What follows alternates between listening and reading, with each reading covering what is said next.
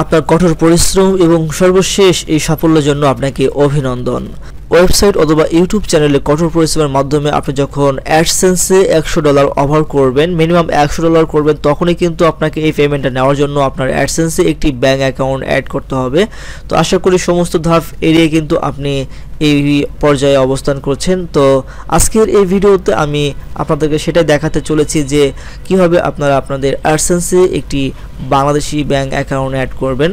তো যখনই কিন্তু 100 ওভার হয়ে যাবে তখনই কিন্তু আপনার এরকম একটি নোটিফিকেশন থাকবে, তো যেখানে অ্যাকশন লেখা থাকবে, যার মাধ্যমে ক্লিক করে কিন্তু আপনারা খুব সহজেই আপনার ব্যাঙ্ক অ্যাকাউন্টটিকে অ্যাড করে নিতে পারেন।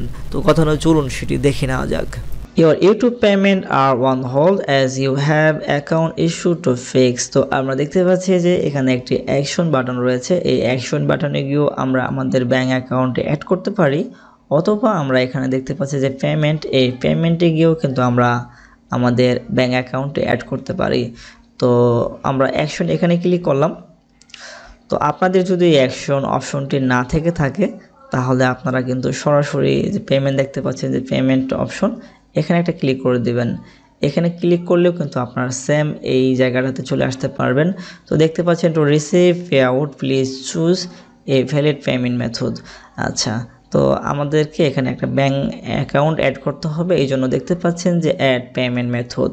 তো আমরা অ্যাড পেমেন্ট মেথডে একটা ক্লিক করে দেব।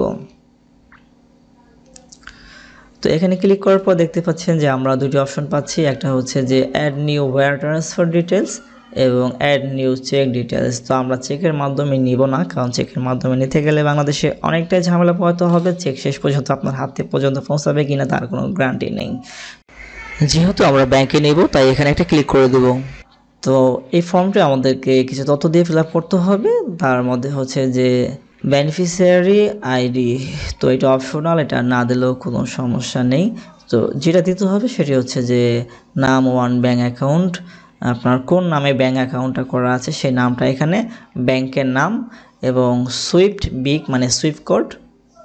এরপর হচ্ছে আপনার ব্যাংকের যে অ্যাকাউন্ট নাম্বার রয়েছে সেই অ্যাকাউন্ট নাম্বার এবং সেম অ্যাকাউন্ট নাম্বারটি আবারও এখানে রিটাইপ অ্যাকাউন্ট নাম্বারে আপনাকে দিয়ে দিতে হবে। এরপরে যেহেতু আপনার পূর্বের কোনো অ্যাকাউন্ট নাম্বার সেভ করা নেই, এটাই ফার্স্ট, তো এখানে অটোমেটিকলি টিকমার্ক থাকবে set as primary payment method.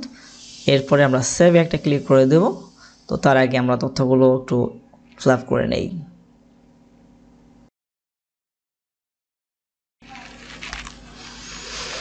তো এখানে একটি কথা, সেটি হচ্ছে যে ব্যাংক নাম, ডাচ বাংলা ব্যাংক নাম এবং এরপর হচ্ছে সুইফট কোড।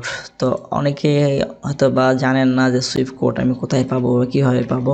তো আপনি যে ব্যাংকের সুইফট কোডটা খুঁজছেন, তো আপনারা যেমন আমি Dutch Bangla bank Mirpur 1 branch Swift code, তো এটা লিখে আমি যখন সার্চ করলাম তো দেখতে পাচ্ছেন যে ব্যাংক নাম ডাচ বাংলা ব্যাংক লিমিটেড। তো এই নামটা কপি করে নিতে হবে আপনাকে এবং দেখতে পাচ্ছেন ব্রাঞ্চ কোড, ব্রাঞ্চ কোডের আমাদের প্রয়োজন নেই, সুইফট কোড, এই যে আমাদের সুইফট কোড। তো এইভাবে আপনি আপনার যে ব্যাংকের অ্যাকাউন্ট দেবেন সেই ব্যাংকের সুইফট কোড এবং ব্যাংকের নামগুলো সঠিকভাবে দিবেন যাতে কোনো রকমের ভুল না হয়। প্রয়োজনে আপনি চার্জ দিয়ে বা অন্যের ভিডিও দেখে আপনি অরিজিনাল নামটা কপি করবেন। অনেকের একটু টাইপ করে ভুলভাল কোনো কিছু দিবেন না, সঠিকটা দেওয়ার চেষ্টা করবেন, তাহলে আশা করি আপনার অ্যাকাউন্টে কোনো সমস্যা হবে না আপনার পেমেন্টটা আসতে। তো দেখতে পাচ্ছেন যে আপনার অ্যাকাউন্টে যেভাবে নাম আছে ঠিক সেমভাবে আপনার নামটা দিয়ে দিবেন এবং ব্যাংকের নামটা দিয়ে দিবেন ঠিক যেভাবে রয়েছে। এরপরে হচ্ছে সুইফট কোড, সুইফট কোডটাও দিয়ে দিবেন, এরপর অ্যাকাউন্ট নাম্বারটা দিয়ে দিবেন, তারপর আবারও অ্যাকাউন্ট নাম্বারটা দিয়ে দিবেন এবং সর্বশেষ যেটি করবেন সেটি হচ্ছে সেভ। তো সেভ দিলে কিন্তু আপনার কাজ মূলত শেষ। তো দেখতে পাচ্ছেন হাউ ইউ গেট পেইড। তো আমাদের অ্যাকাউন্ট নাম্বারটা কিন্তু এখানে সেভ হয়ে গেছে। আর এখানে দেখতে পাচ্ছেন যে প্রবলেমটা দেখাচ্ছে, আমরা যদি এটাকে রিলোড দিই আশা করি এটা চলে যাবে।